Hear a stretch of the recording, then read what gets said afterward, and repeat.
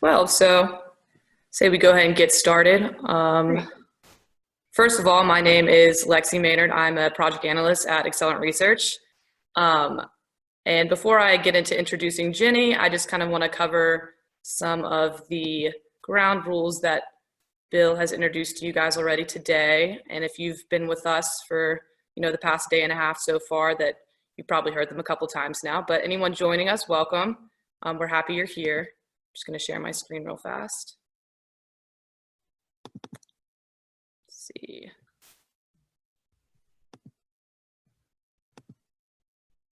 All right, and you should be able to see the PowerPoint right now. Yep. All right, awesome. Okay, so just cover the rules real fast here. Just letting you guys all know that we are at the mercy of the tech. So many people are trying to use these online platforms right now to communicate, and there's always a chance that, it'll crash, or, you won't be able to hear somebody for a second and cut in and out, video or audio. So just bear with us through this time. I know I've had a couple issues in the past, 3 weeks or so. So hopefully today isn't one of those days. And then also just be respectful.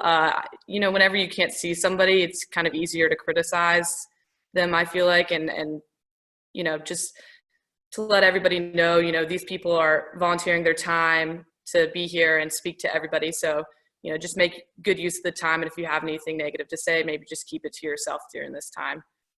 Also, use this opportunity to network and interact with each other. We've seen people using hashtag QVIC 2020 already on Twitter and LinkedIn the past day, and that's awesome. Keep doing that. If you have any questions after a presentation, reach out to that individual. Usually they'll share their email. If not, reach out to them via LinkedIn and, see if they can answer them for you.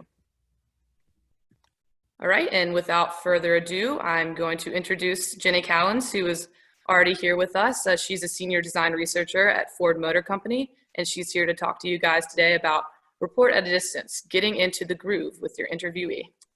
So I'm passing the baton off to you, Jenny. Thanks, Lexi, and thanks to everyone at Accelerant for pulling this conference together and for giving us all the opportunity to spend virtual time together. All of these presentations, I think, are being recorded, so I think they'll be available afterwards. So, if you want to revisit something, I know I'm interested in engaging in conversation afterwards, and I think probably a lot of us are interested in talking about these things. And just want to second Lexi's earlier mention of technical difficulties. Bear with me. I'm not a Zoom pro by any means, so when I share my screen, doing the best I can. And on that note, let me go ahead and share. So, report a distance, getting into the groove with your interviewee. So I'm an anthropologist. My interest is really in talking to people face to face and spending time with people in their context. That's in anthropology, we call that participant observation, where you actually go, really like live somewhere else and study people up close for a long period of time. And so even just doing the research that I do for Ford, where I maybe will spend, an hour to 90 minutes interviewing someone, that's, to me, that's already short. So when I am instead doing it virtually, it's a challenge. There are a lot of things I really love about in-person interviews. I love sharing space with people. I love that I can shake someone's hand or, bump elbows. And I feed off of, when I'm in a shared space with someone, I feed off of the energy that they're giving off so much that, really my cheek muscles will start to hurt from smiling too much. So that's great. These are all things I love about in-person interviews. But these are the things that stress me out about in-person interviews. I'm sharing someone's space. I have to physically interact with them. I actually can get exhausted from sharing their energy so much. It's just, it's a performative experience, right? And so an in-person interview really can be very tiring for me as the interviewer, for you as the interviewer, for the people we're interviewing.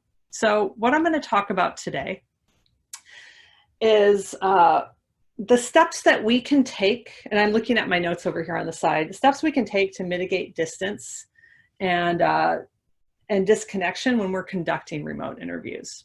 Okay. So I do hope to make this a little bit conversational. So, I don't expect to take anywhere close to an hour. So I'll try to, look at what's going on in the Q&A, and or we'll certainly maybe have discussion or something like that at the end. We'll see what we can figure out. I was going to try and follow the hashtag while I was talking, but I'm pretty sure that I cannot do that with any success. So I won't bother, but save your questions, post your questions, and we'll try to have some sort of a conversation. Also, to be really upfront, today's presentation should be an example of a lot of the things that I'm talking about, right? I'm going to try and build some rapport with you, even though I can't see you, I can't hear you talking to me, but I'll try to embody some of the things that I'm talking about. Hopefully I'll do a decent job modeling behavior.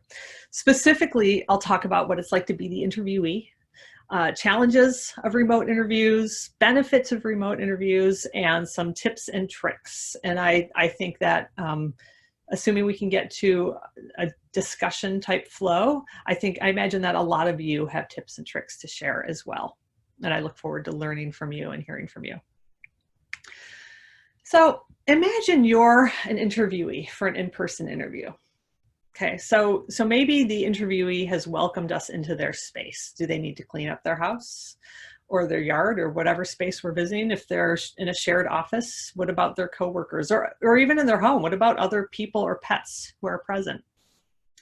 Maybe they need to come to our space. Then they have to plan their time. They have to account for traffic. They have to figure out parking. If they're running late and they're driving, do they try to stop and call and send a text? Or, that's risky behavior. Do they just keep driving? What do they do? How do they present themselves? Are they supposed to dress up? They're maybe wondering, why me? Maybe they're nervous. So it can feel like a job interview in some of the very worst ways. And that's not what we want, but that's what our interviewees might experience, right? So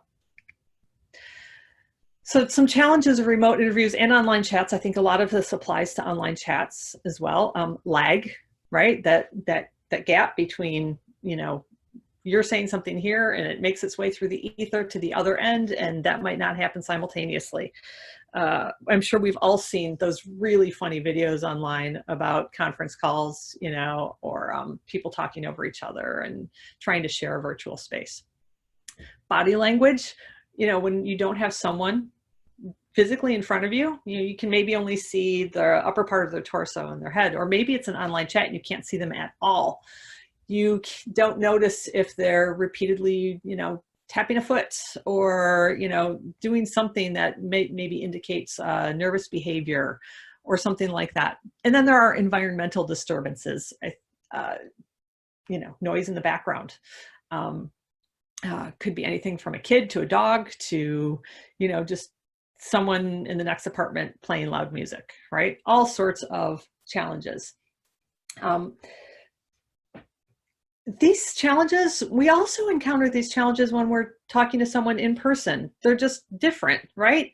There can be these same kind of like lags, sometimes people can be uncomfortable with silence. Silence can be an interviewer's best tool, right? You ask a question, you probe, you're quiet.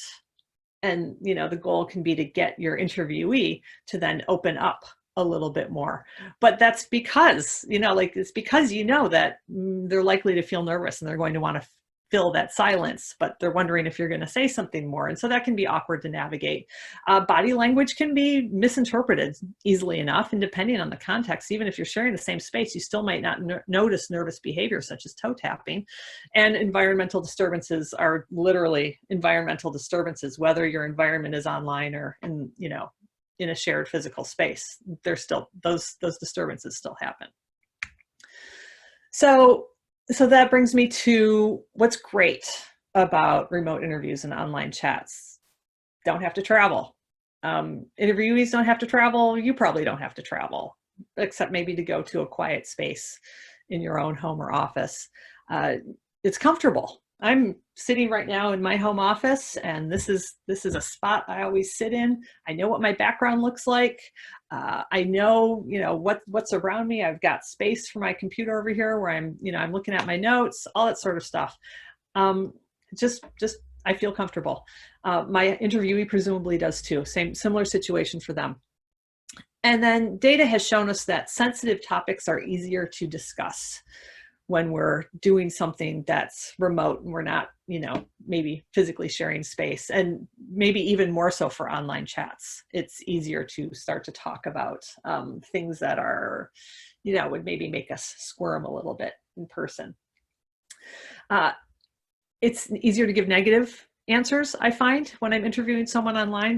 They're more willing to, or more upfront and comfortable telling me when, they don't respond to an idea well, or when they dislike something. So these are all opportunities for us to make use of.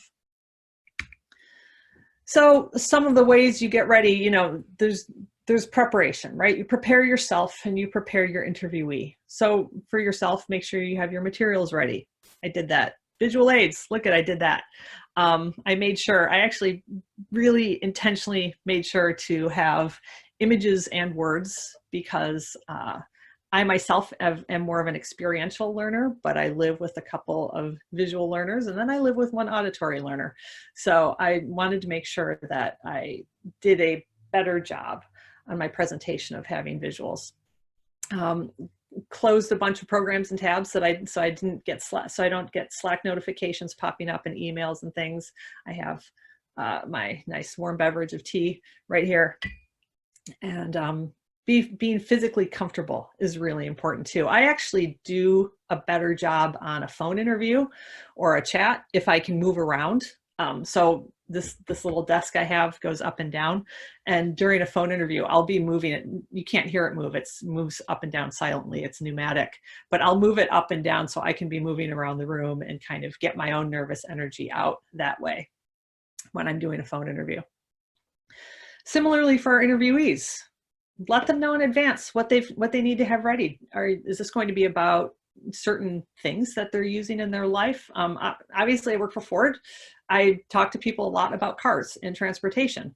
So I sometimes need to ask people to make sure that they can easily access their vehicle, during the interview. So I wouldn't encourage someone to take one of my interviews from, say upstairs and their garage is downstairs and they'd have to walk up and down stairs with a camera open, all that sort of thing.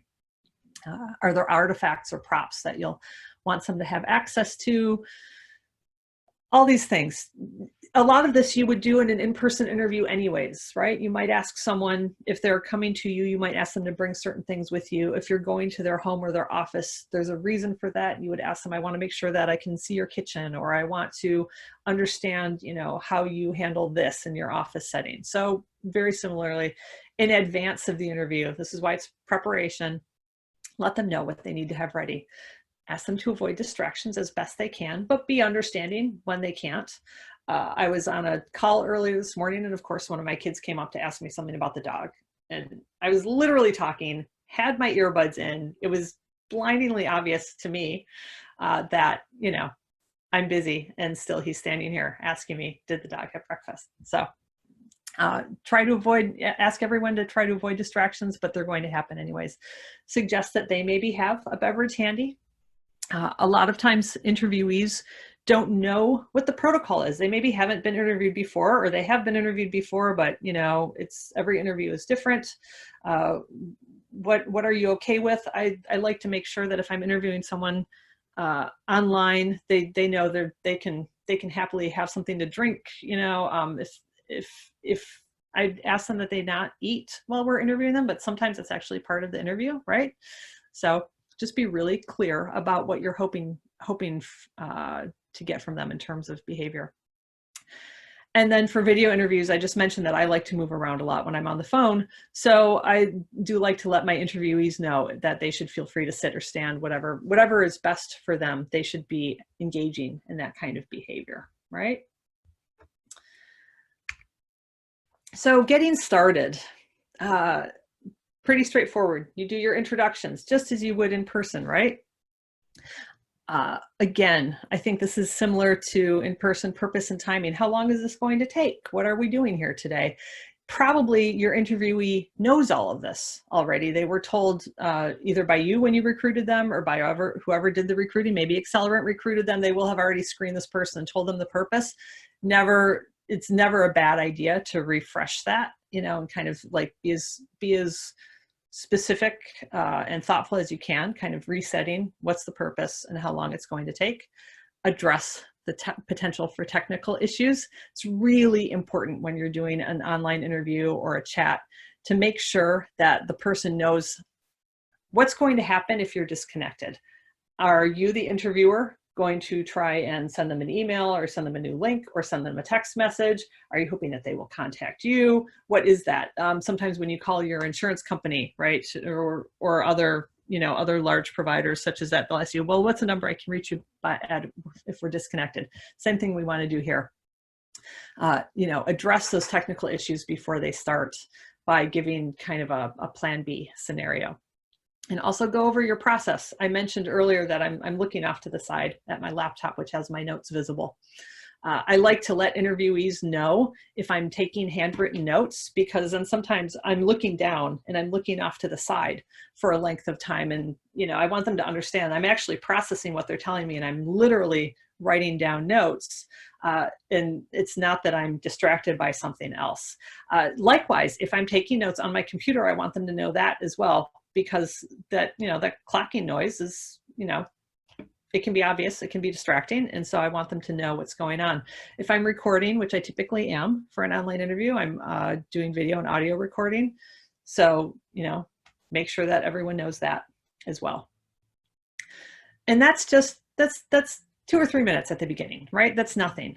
That's actually really, but that actually, I think, is a large part of building the rapport. And it's really important to do this at the start, to do all of these things at the start, because I think what this does is this communicates to the interviewees a few things. You recognize the value of their time. You're prepared and you're ready to spend this time with them. You're professional. That's kind of an adjunct to that one, right? You're professional. And this is, I sometimes, colleagues who are not researchers will forward me emails that they get, you know, emails, hey, we'd like to, you know, interview you online, 30 minutes, give you a $50 gift card, blah, blah, blah, blah. We want to know what you think about this. And people will forward these emails to me and say, is this legitimate? People are maybe anxious about being scammed or about talking to someone who's not maybe going to make the best use of the information that they share. And so being professional, setting the stage, being prepared, I think that really helps the interviewee, you know, feel comfortable about that. I also think that being really upfront about what kinds of notes you're taking, your means of taking notes, I think that's kind of a really clear flag to the interviewee about how serious the information they're sharing with you is, how valuable you find it. And that, I find, helps to kind of build the collegiality that you want to have during the course of the interview. You know, you want people to feel relaxed, you want them to feel comfortable, but you also want them to feel really good about the fact that they're sharing this information with you, that you're a good person to share this information with. And I think that's kind of part of your professionalism, and that helps to build the right kind of rapport with someone. A little bit jokey, sure, but really, you know, mature, I guess is the word I want to use. And then throughout the interview, you want to model all of this behavior, right? You want to make sure that you're doing these things. You're the things that you've asked of the interviewee, you're giving those back. You're, you know, you've got a beverage you can sip from if your throat gets dry. You've minimized distractions. You know, you're prepared. Like to actually, you know, do the best I can to make eye contact. It's weird making eye contact through a camera. It's easier when you can actually see the person on your screen. and certainly this doesn't apply to an online chat, but you know, a lot of times I'll be interviewing people who, you know, they are themselves looking at something else during the interview. That's part of the interview. I'm asking them to maybe, you know, like show me something about their vehicle or something like that, right? So when they are then looking at the camera and I have an opportunity to actually kind of like forge an eye contact connection with them, I do that. I'm really attentive to lag. And I think this is maybe my biggest tip, because none of these tips are really rocket science, right? It's just ordinary human interaction. But my biggest tip is that when I'm asking questions, especially for a more complicated question, I will ask the question, I will unpack the question, and then I will ask the question again. That gives the person, whether they're an auditory learner, a visual learner, an experiential learner, it gives them extra processing time because an interview is typically auditory. I'm talking to someone. So I want them to hear what I'm asking and unpacking it, or maybe giving a little bit of clarification. They don't have to ask for that. You know, they don't have to jump in and ask for clarification. I give it, and then I ask the question again. That gives everyone, that gives the listener, the interviewee, time to process what I've asked, and maybe still come back with more clarifying questions, but to just kind of like, you know, have time to think about the question and then respond. I actually do this when I'm doing in person as well. I find it really helpful to just give people that extra thinking time. And then I already mentioned silence. Interviewers do tend to know how to use silence appropriately. You know when to be quiet, and just kind of sit with it and let the interviewee, maybe they're thinking, maybe they'll say some more, maybe they'll expand before you even have to do any probing. So, you know, do all of these things. And those things, I think, really help you to build rapport. And I don't remember if I have one more slide, so let me see here. Yeah. Okay. So ultimately, you can do all these great things. You can be like super, super cool, smooth interviewee or interviewer, and you're going to make mistakes. And that's actually beneficial because it shows how human you are, contributes to authenticity and trust. And that enables you and your interviewee to kind of be in a groove together, right? They maybe feel anxious, but now they've seen that you're human. And I really like to bring a little bit of humanity to my online interviews in particular. It's easier in person, but when you're talking with someone online, you really, you know, make that extra effort to be human. And for chats, this is a really interesting thing. You know, you can be having an online chat with someone, and I've observed some and I've done some. And sometimes when I'm observing them, I'm like, I can't quite tell if this is like a bot talking with this person or if it's an actual person, you know, like typing really fast. And when I've done them, I try to be a little bit more human. I try to have good spelling and grammar and all that sort of stuff, but I do try to kind of slip in the things that I feel like betray an actual real life person as opposed to a bot, to bring that, that human culpability to the situation and just make it more comfortable for everyone. So bottom line, I think that there are a lot of small, probably obvious steps that you can take to make sure that you're, you know, building rapport with the people that you're interviewing. And I think that like whatever steps you take, they're bound to be helpful. But if you can approach it with some intentionality and thoughtfulness and empathize with what the person on the other end of the screen is maybe thinking and experiencing, and even be open about that, you know, if you think someone might be feeling a little bit of anxiety or nerves about the interview, you know, maybe broach that and discuss it a little bit. But I think that all of these things can help to take the good sides, the bonus points of online interviews and online chats, and really kind of expand them for you, because you can have more, you know, few trickier kinds of conversations, or you can elicit maybe more negative feeling this way. So that is actually the end of my deck, and I'm going to stop sharing and go to the various features. Okay, so I'm looking at a question from Rudy. Once the economy opens again, what techniques do you recommend field interviewers utilize when conducting in-person interviews, assuming remote? Right. Okay, so this is something I think we're all anxiously thinking about, right? Is once we're back to being able to do in-person stuff, what is that going to look like? And like I said, I think a lot of us are thinking about that. And I'm thinking a lot about physical space. Obviously, no shaking hands. Do you even really need to do an elbow bump, because that means you're coming so close together? But how do you do this where you're maybe going to be in a small interview room? You're going to be audio and video recording, so you want to have kind of some space. You want to be in proximity to each other, but you don't want to be so close to each other. For a long period of time when all sorts of bacteria and virus and all sorts of things can be spread, right?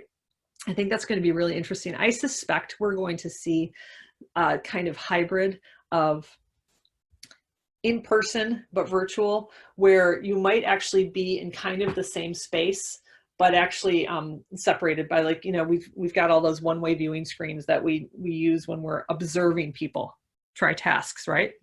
So there might just be actually instead just a clear screen, so you can see each other and you can kind of react and, read body language and all of that, and be in the same general space, but actually be observing social distance in a really awkward way. And I think that's going to require us to actually focus on building rapport in person really carefully, because that's going to be such an off-putting scenario for people to, be behind a screen. Let's see.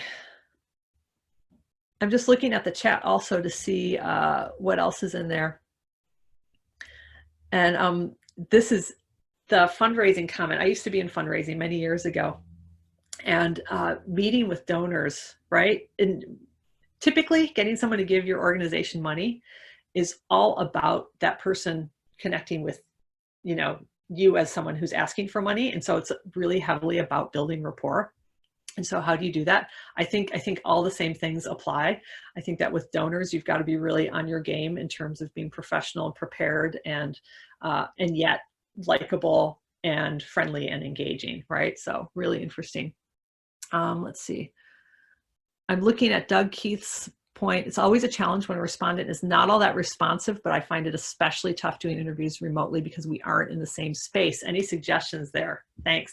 That is great. Okay, so I had a really, really challenging in-person interview several months ago where this man was just, he just clearly was there to get the incentive. He was definitely the right demographic, and I really wanted to hear from him, but he didn't really care.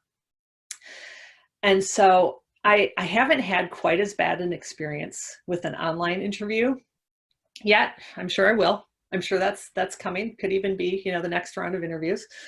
But thinking about my efforts to build rapport with that man in person, I think they probably apply to an online interview as well. And maybe some others have some thoughts. I'm going to look to the chat in a minute to see what other people have to say. But what I end up doing with someone who's kind of like a tough nut to crack is I try to engage around whatever does seem to excite them. So in this case, it turned out to be his wife and toddler child, that whenever he mentioned them, then he got more engaged.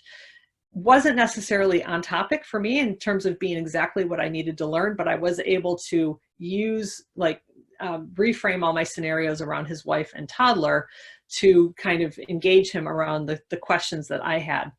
And so thinking about an online version of that, it's tricky, right? You've got to kind of suss out from behind a screen what is really getting someone excited, to try and then engage them in that way.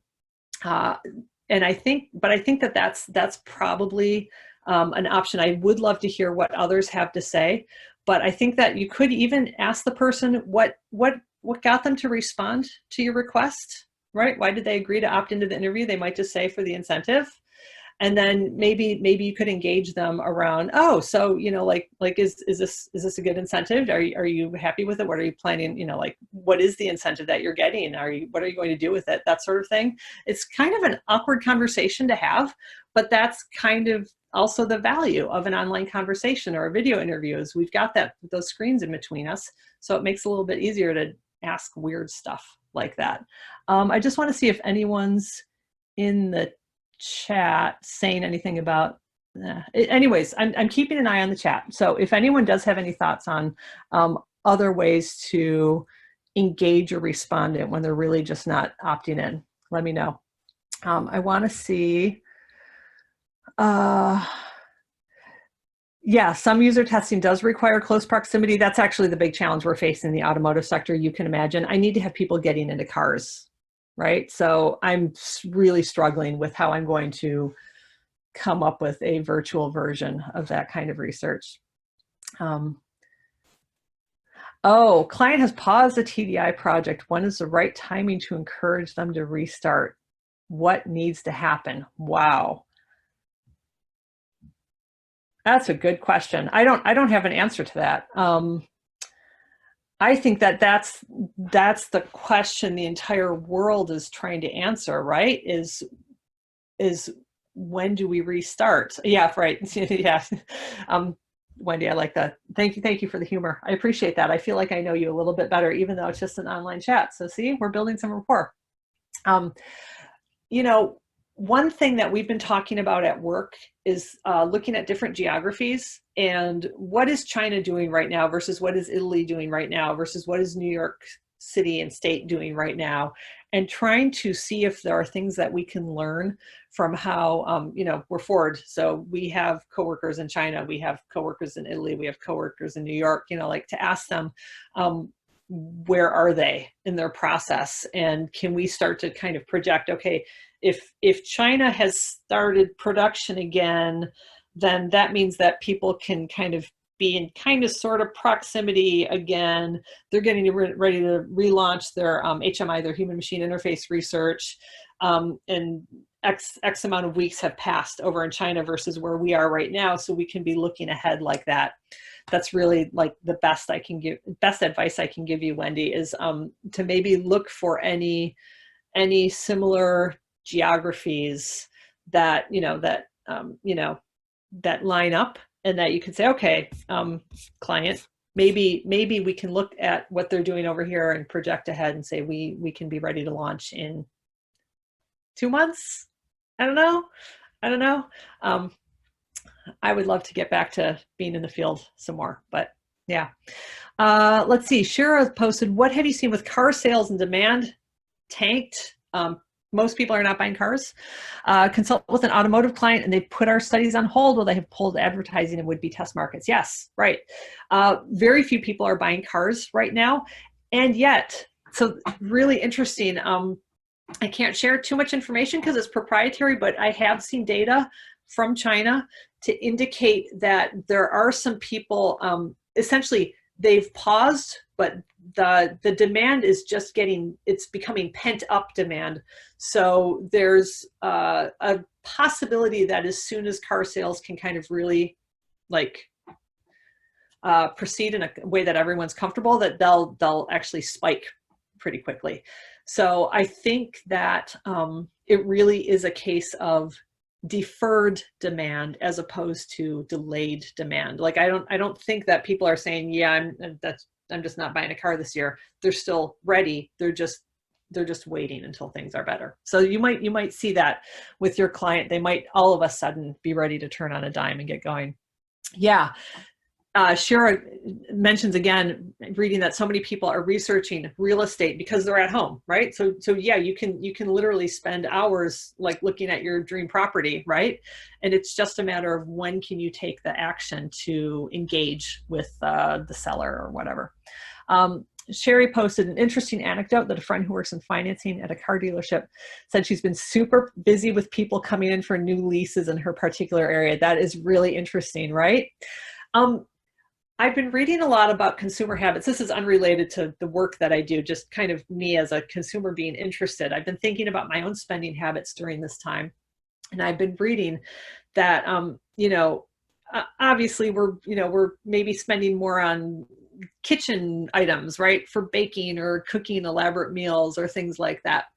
And so it really is that people are still spending, we're spending less. We've kind of pivoted our spending to certain categories, but we're still spending less overall. And for a lot of people, just to be really frank, I mean, there are a lot of people who are hurting, and this is really, really a bad economic time for many, many people. And I don't want to downplay that. But there are also a lot of people who still have money to spend. And this is, again, just a matter of deferring, not delaying their purchases. They fully intend to spend all of the discretionary income they have available. They just can't do it as easily now that they can't, just wander into the department store and, try on clothes and jewelry and that sort of stuff. So I think that as different geographies reopen, we're going to see spikes in spending on certain, let's call them quasi-luxury items. Yeah. So anyways, what other, are there other questions or comments or discussion? And if not, I certainly don't want to keep everyone, we can break, but I'm enjoying reading the chat. So thank you for posting there. I actually have a question. Yeah, go ahead, Lexi. Well, first off, I'm just kind of curious about how you think COVID-19 is going to have an impact, if at all, on, methodology selection in the future. So once this all goes away, assuming it does hopefully in the near future. Fingers crossed. Yeah, fingers crossed, not jinxing it here. How do you think it's going to have an impact? Are we going to transition more into a world of just online interviewing, or do you think that people are going to pick back up and start, doing in person again? And how is that going to fare? Do you think? I think online is really going to become dominant. Online was already cheaper, faster. And I think that we're essentially being forced right now to figure out ways to do online with the same confidence level that we maybe felt we had when we were doing in person. So I think that online, it was never going to go away. Yeah. But I think that it is going to become the dominant force. And so people like me who thrive on just like going and hanging out somewhere and watching people, I am sure I'm not going to be spending as much time in the field as I really like to and as I used to. And that's okay. In a way, this makes research more accessible and more democratic for a lot of different researchers and participants, right? I don't think in-person is going to completely go away. I think that in-person is going to become probably really tied with certain markets and or certain commodities. Cars, I gotta sell cars, like there is literally no way for me to learn everything I can learn about how people use their cars just by talking to them online, right? But if you don't absolutely have to go observe someone in this 3D setting, then it's going to be harder to make the case that that's a good use of time and money. Let's see, Sherry posted, could you ever see a time where a participant could come in person, explore the car on their own, and then participate in an interview sorry, let me finish reading this. Then participate in an interview with the interviewee being remote, not the participant. Yes, I actually have been thinking about proxies, right? So if I want to understand a door handle, what existing car models already have that? I don't actually do door handles. That's the HMI. The other people do that, the ergo people, but it's just an easy example for me to give. What existing products in the market already have that? Then I recruit for the people who have access to that product, and then that's that. Or yes, I'm putting a car in a space, and I think I would probably actually still be in the space. I'd have to clean the vehicle in between uses, and that's something we had a conversation about today. What are different ways to kind of quickly clean test vehicles and then get them ready for the next participant? But I think that we will absolutely be figuring out ways to kind of seed a physical study and have people go and do it, and then they leave, and then we kind of sanitize, and then someone else comes in and that sort of thing. And you know, the whole point of qualitative research is a really deep understanding of a nuanced situation. So we don't really need that many people to go through one in-person experience, you know, like representing this particular situation. So I totally think that's doable. And that's something I really want to work towards. Let's see, Elaine posted, how do you manage confidentiality in terms of future project images? Yeah, when conducting research online, so if you're showing vehicle interiors or exteriors or anything like that, we don't show, if it is truly secret, we at Ford, we distinguish between confidential and secret and something else. If it's secret or higher, we don't show it at all. We only show it if it's confidential. We do stress the confidential nature of the images that we're showing and remind the person that they're under an NDA. But bottom line is they can figure out a way to grab an image. So if we are really truly concerned about that, we will not do it online. Just won't. I've heard lots of, I know of some platforms that say they can kind of mitigate for that, but there's too much risk for our business, so we can't. Doug posted, in-person versus online seems like clients do like to observe in-person research and have discussions about findings on the spot. Yep, they aren't as engaged when doing that online. That is absolutely true. Absolutely true. I will sometimes invite my internal customers, since I work for Ford, all my customers are other Ford teams, right?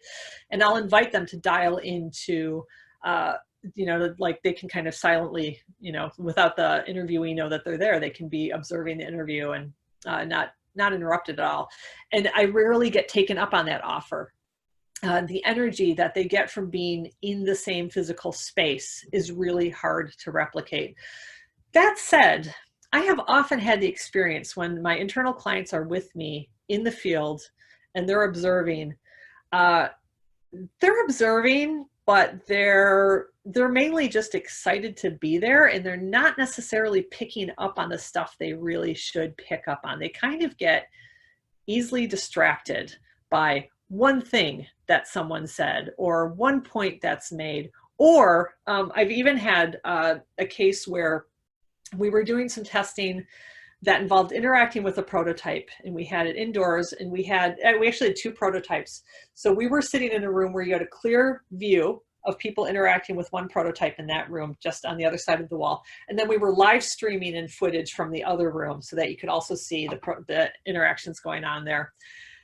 They had two sets of engagements they could be watching, my internal client. They could be watching like literally through the plexiglass or the one-way mirror, or they could be watching the live stream. And they weren't really watching either of them. They were just like talking about work stuff and they were using the opportunity to come be in the field and observe me do research. They were using that as kind of a retreat of their own to kind of get away from the office and avoid daily meetings and think strategically. So I think that being really honest with your clients about what is the value that they should be getting out of any research, and then helping them to get scaffolded to that point. What is the value of them being there in person? What have they really gotten out of that before? Critical assessment might indicate that it was just the excitement of being in the field, of being out of the office, of, you know, having that kind of intense time away together. And it really wasn't the research per se. And there might be other ways that they could achieve that. And then with what I like to do then to actually engage them in the online research I've done, and this is after the fact, I'll put together clips and quotes and try to get them to know some of the people that I spoke to so that they feel really engaged with and invested in the data that I'm bringing back. And video clips are really useful for that. Audio clips are useful as well. Screenshots, all sorts of things. So yeah, it's an issue, and I think there are ways to mitigate it. Cheryl, I actually conducted IDIs with people checking out a new car design with the use of a virtual reality setup. Nice, in person, but bet it could be done remotely. Nice, yeah, we were talking a little bit about what could we do with VR, and I am not a technical person at all, as evidenced by me not really knowing how to use Zoom. But I am hoping that the brilliant technical minds at Ford can kind of, yeah, like they've already built the car virtually anyways, right, in CAD. So, you know, can we just figure out a way to have people engage? Thank you. I'm glad to hear that you've done that. That's nice to know. Thank you. Yeah. Let's see. I think that's everything. Anything else?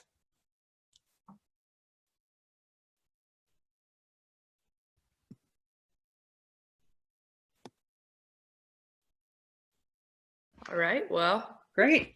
seems like everybody's wrapped up their questions. So if anybody has a question that they, didn't get to ask Jenny or think of later, feel free to reach out to her after this presentation is over, and I'm sure she'll be happy to answer them for you. I would be happy to answer it, and look me up on LinkedIn too, because that's I actually really love connecting with other researchers on LinkedIn to kind of that's the speed of social media I can manage. So. All right, well, thank you so much, Jenny, and hopefully this gives everybody a little bit of extra time to go grab something to eat before our next presentation. So. Great. All right. Thank you, everyone. Have a great rest of our quarantine conference. Bye, Lexi. Bye, Bill. Bye. Bye, everyone.